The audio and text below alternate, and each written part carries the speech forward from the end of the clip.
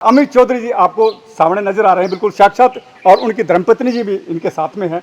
आज इस मौके पर हम यहाँ पहुँचे और अभी फिलहाल ये अपनी तपस्या से वहाँ से उस स्थान को छोड़ के यहाँ हमारे साथ बन चुके हैं। अमित चौधरी जी, आपका बहुत बहुत धन्यवाद कि आपने एक परिवार को त्यागा है, नहीं त्यागा उसका हमें नहीं पता, लेकिन आपने कैसे सोचा कि मैं एक 5 दिन की तपस्या के अंदर बैठूं। सबसे पहले हमारा सवाल ये है, कैसे क्यों बैठे आप 5 दिन की तपस्या में?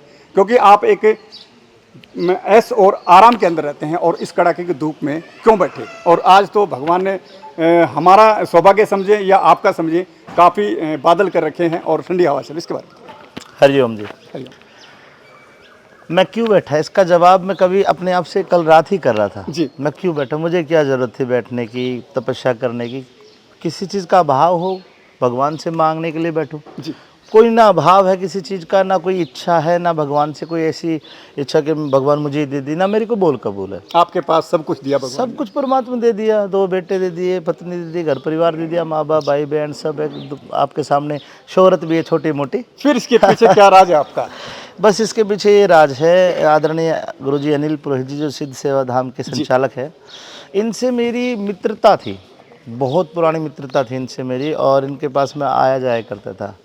लगभग 2-3 साल पहले मैंने गुरु पूर्णिमा को इनको मैंने पगड़ी दे के गुरु बना लिया था। उसके बाद फिर अभी जल्दी में 2-3 महीने में लगातार इनके पास आता गया, तो हमारी चर्चाएं चलती है। जहाँ भी महापुरुषों में, जहाँ भी ज्ञानी लोगों में बैठ जाते हैं, कुछ सवाल होते हैं मन में जिसका जवाब हमें किताबों में नहीं मिलता, सत्संग में मिल जाता है। तो कुछ सवाल थे जो कहीं जवाब ही नहीं मिल रहे थे। आध्यात्म से जुड़े थे, शरीर से जुड़े थे, प्रकृति से जुड़े थे, भगवान से जुड़े थे, पाखंड से जुड़े थे। तो इनसे जो चर्चा मैंने की तो मुझे मेरे सवालों के जवाब मिल गए। जब आपको आपके सवालों के जवाब मिल जाते तब आप उस व्यक्ति को गुरु का दर्जा दे देते हो। बिल्कुल दिया जाता है। तो ऐसे ही मैंने एक बोल दिया जी, पगड़ी तो मैंने पहले दे दी थी, लेकिन एक आध्यात्म के रूप में मैं आपको गुरु धारण मैंने मन से भी कर लिया है। अब आप मुझे बताओ कि एक इंसान को क्या करना चाहिए जीवन में, अगर उसकी कोई इच्छा ना हो फिर भी भगवान के लिए क्या कर सकते हैं? वो तो उसने तो हमारे लिए बहुत कुछ किया है, हम क्या कर सकते हैं उसके लिए? भाई ऐसा बहुत से लोग सोचते हैं कि भाई बाबा मेरा यो काम कर दिया, 101 का प्रसाद चढ़ाऊंगा। वो 101 का प्रसाद 1 रुपये का भी भगवान के पास नहीं जाता, हम लोग ही खा लेते हैं, यही खा लेते हैं। हाँ, अब भगवान को हम क्या दे सकते हैं जो सर्वशक्तिमान है, जो हमें देने वाला है? हम उसको केवल धन्यवाद दे सकते हैं दिल और आत्मा से, शरीर। क्योंकि माता पिता ने हमें जन्म दिया और एक पिता ने अपनी मेहनत से कमा के हमें सक्षम बनाया, योग्य बनाया, लेकिन जो सृष्टि पे हमें शुद्ध वायु, धूप, जितना भी वातावरण यहाँ जो मिला वो प्रभु की देन है। और उस प्रभु को पाने के लिए बड़े बड़े ऋषि मुनि तपस्या में लीन होकर अपने आप को त्याग गए। और अमित जी जो कह रहे हैं उसके बारे में बताएंगे, अभी आगे क्या बताएंगे? बस मैं इतना ही कहूँगा, भगवान कौन है? भगवान भा भूमि गा गगन आग व वायु और ना नीर पानी, ये 5 तत्व भगवान है। अगर इनमें से कोई एक तत्व 1 सेकंड के लिए रुक जाए तो ये जीव सब मर जाएंगे, है ना? बिल्कुल मर जाएंगे। अब इनका धन्यवाद कैसे करोगे आप? भाई प्रकृति का धन्यवाद करना, पेड़ लगाओ, प्रकृति का जल को बचाओ। इसमें अब से पहले मैं भी बहुत नहाया करता था, 12 चला के ना पानी बहा, लेकिन मैंने सीखा है, ये सीखा कि भाई प्रकृति के लिए हमें कुछ करना चाहिए। अब ईश्वर का, सर्वशक्तिमान का, त्रिकालदर्शी का अगर धन्यवाद करना है तो उसका धन्यवाद हो सकता है एक सच्चे भाव से, मन से। ऐसे नहीं होता नवरात्रि आगे 9 दिन व्रत रख लिया, तुम्हारा मन कहीं और पड़ा है, शरीर कहीं और है, अब व्रत रह के तुमने भगवान का धन्यवाद कर दिया। ये आपने केवल एक ड्यूटी सी निभाई कि मेरी ड्यूटी है, कर ली, बात खत्म। नहीं, अगर भक्ति की जाए तो भक्ति के अंदर पूरा लीन होना पड़ेगा। भक्ति के अंदर आपको लीन होना पड़ेगा, समर्पण भाव करना पड़ेगा, क्योंकि समर्पण भाव एक ऐसा भाव है, अगर किसी भी काम के प्रति आप समर्पित होते हो तो आप कामयाब हो जाओगे। आप पत्रकारिता कर रहे हो, आप मेरा इंटरव्यू ले रहे हो, अगर आप इस माइक के प्रति समर्पित है तो आप 1 नंबर के पत्रकार, 1 नंबर के आप संपादक बन जाओगे, सीधी सी बात है। और अगर तुम्हारी इसमें बेईमानी है तो आप नहीं बन पाओगे। उसी प्रकार अब जैसे मैं आया हूँ, 5 दिन मैंने ईश्वर के नाम कर दिए, 5 दिन में घर भी नहीं जाऊँगा, बच्चे मेरे सभी आश्रम पे, तो 5 दिन मैं पूरे भक्ति भाव में रहूँगा, हमेशा ऐसी भाव में रहूँगा कि परमात्मा तेरा धन्यवाद, तूने बहुत कुछ दिया। इसी प्रकार मेरे परिवार, मेरे बच्चों का, मेरे मित्रों का, मेरे शिष्यों का, सबका साथ देते रहना, ये ज़िंदगी कट जाएगी। और अगर दूसरा जन्म होता है, अगर मरने के बाद आत्मा परमात्मा से मिलती है, तो कम से कम मैं तुझसे नजरें मिलाने लायक तो रहूँगा भगवान। क्या ऐसा तो नहीं कि इस 5 दिन की तपस्या के बाद आपका मन बदल जाए और आप अपने पारिवारिक जीवन को त्याग के, क्या पता आप इसी वाणी में आ जाएं? देखो, बहुत अच्छा सवाल किया आपने क्योंकि ये सवाल सबके मन में चल रहा है जी लेकिन मैं आपको और सबको बता देना चाहता हूँ कि अगर ऐसा हुआ, कुछ भी हो सकता है प्रकृति में, ध्यान से सुनने वाली बात है ये। कुछ भी हो सकता है जी क्षमा भी सुन ले हाँ, क्योंकि विशेष करके हाँ, विशेष एक धर्मपत्नी एक दो पहिए की तरह होते हैं, पति और पत्नी एक रथ की तरह होते हैं, दोनों पे बराबर चलने जी। चाहिए। तो विशेष करके इन पे भी वो अट्रैक्शन जाता है, ये भी सुनना चाहेंगे। बाबा भर्तृहरि एक राजा थे, जी शंकर भगवान के 9 नाथों में एक नाथ थे, लेकिन वो पृथ्वी पे उनका आने से पहले ही वचन था भोलेनाथ और गोरखनाथ जी से जी कि मैं जीवन को एक आध्यात्म को देकर एक संत बन के लोगों के दुख दूर करूंगा। वो रानी पिंगला के मुंह में थे, तो गोरखनाथ जी ने एक नई पिंगला बना के उसको बदचलन दिखाया। क्यों दिखाया? कि उससे भर्तृहरि को वैराग लग सके, उसको लगे कि कोई किसी का नहीं है, नहीं तो फिर वो एक संत बन गए। एक राजा थे, वो भी एसी में रहते होंगे अपने टाइम में, राजा तो एसी में रहता होगा भाई, मतलब उस समय एसी नहीं थे, तो अपने ऐशोआराम में रहते होंगे। वो त्याग के फिर एक संत बने। इंडोक में सरिस्का जंगल में बहुत बड़ा धाम भी आप गए होंगे। जी कब इंसान इस बाणी में आएगा? या तो उसको वैराग लगेगा, वैराग मीन्स फिर वो सांसारिक मोह माया सारी त्यागेगा। त्याग देगा। लेकिन मेरे हिसाब से ये गलत है। अगर आपकी पत्नी है, बच्चे हैं, जो जिम्मेदारी है, तो उनको पूरा करो, पूरा करने के बाद बढ़ो। ये बहुत अच्छा जवाब या दिया। फिर अगर तुम ग्रस्त जीवन में रहते रहते इस आध्यात्म से जुड़ते हो, तो फिर ग्रस्त जीवन में रह के फिर आप उसको ईमानदारी से ग्रस्त को भी निभाओ और ईमानदारी से भक्ति को भी निभाओ। उसमें रह के अगर आपने भक्ति करी तो ये भक्ति एक जो वैराग लगे हुए साधु की भक्ति है, उससे 100 गुना भक्ति है ग्रस्त आश्रम में रह के। 5 दिन में अभी ये आपको ज्ञान दे रहे हैं, 5 दिन के अंदर इसके अंदर जो परिवर्तन इनके अंदर आया है वो देखिएगा। क्योंकि कहते हैं ना, एक तपस्या करना और एक उस रास्ते पे जाना, वहाँ कुछ ना कुछ हमें जरूर मिलता है। और ये देखिए ज्ञान की पूरी अंदर से मिल रही है। एक भेद और खोल दो जी।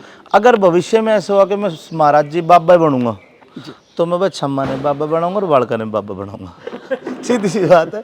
अपना एक मंदिर लेंगे, उड़े बैठेंगे, गाएंगे, भजन गाएंगे दोनों। बालका सही इधर टाइम बात न्यू नहीं, बालका छोड़ के ये कहीं जा रहे हैं, मैं कह दूँ भाई इनके लिए बहुत कुछ कर दिया, प्रॉपर्टी कर दी, अपना ये कर दिया, फलाना कर दिया, अब तुम संभालो। ऐसा नहीं। जब तक जीवन है, जब तक अपने परिवार के साथ रहो, उसमें रहते रहते भक्ति करो, भजन करो। आपके घर में भक्ति रहेगी तो आपके बच्चों में अच्छे संस्कार जाएंगे।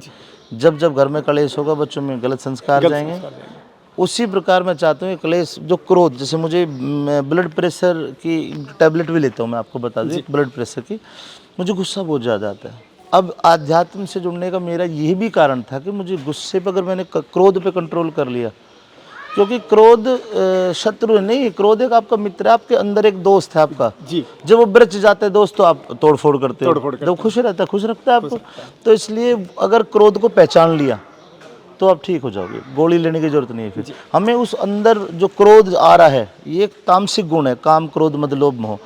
ये क्रोध को पहचानो, पहचानने के बाद में जब जब ये क्रोध आए, जब ये कह दो हाँ भाई क्या हाल है, अपने आप शांत हो जाएगा। अपने आप शांत हो शांत हो जाओ तो वो शांत कब होगा? क्रोध में हम कुछ खो भी सकते हैं हाँ। और उसको दबा के हम पा भी सकते हैं। पंडित लक्ष्मीचंद जी की एक रागनी है, उसमें सवाल है, यक्ष ने किया था युधिष्ठिर से कि मन काबू में कब रहता है? कब रहता है? जब ब्रह्म ज्ञान का फंदा हो।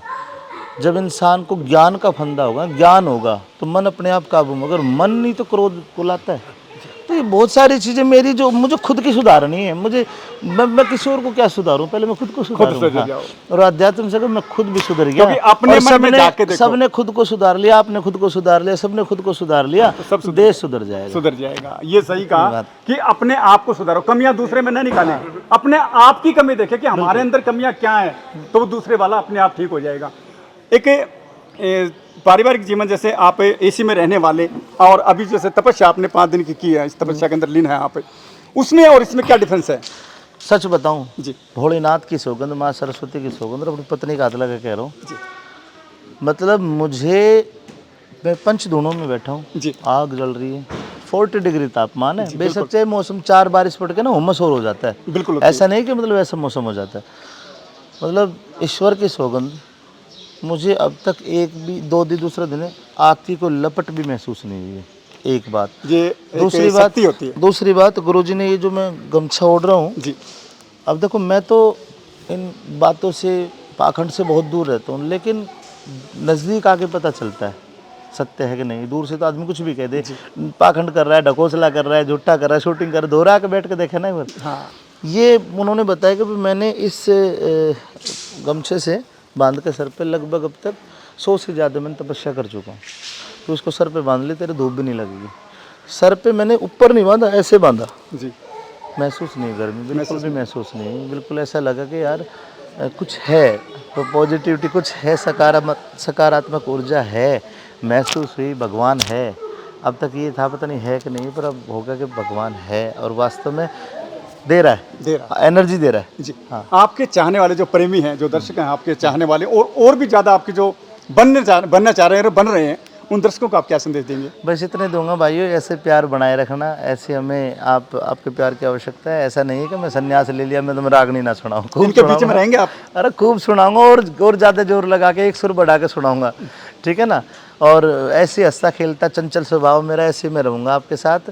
ऐसा नहीं कि मैं तुम नु कह दो भाई अब मैं बिल्कुल ही भजन पे बैठ जाऊँगा, रागनी नहीं गाऊँगा, मैं भाई हीरान जी की भी सुनाऊँगा। अच्छा हमारा मैं खूब जैसे मनोरंजन करते हैं आप ऐसे ही करेंगे। एक मर्यादित है, आपको एक अच्छी दिशा में शुरू से लेता आ रहा हूँ और आगे भी लेके जाऊँगा।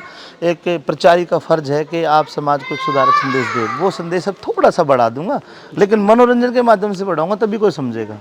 अगर मैं भागवत कथा करने बैठ जाऊंगा तो शायद वो लोग जो मेरे चाहने वाले, जो मेरे से जुड़े लोग नहीं समझ पाएंगे, तो उनको उसी तरीके में आध्यात्म को समझाना पड़ेगा। मनोरंजन के तरीके से मैं आध्यात्म को समझाने की कोशिश करूंगा, भगवान से जोड़ने की कोशिश करूंगा, हिंदुत्व से जोड़ने की कोशिश करूंगा। धन्यवाद जी। Thank you. अमित चौधरी जी ने अपना पूरा जो परिचय था, जिस हिसाब से यहाँ बैठे थे, इस तपस्या में लीन थे, जैसे 5 दिन की इन्होंने बताई, 5 दिन की तपस्या इन्होंने यहाँ पे इनकी चालू है, तो पूरा बताया आपने।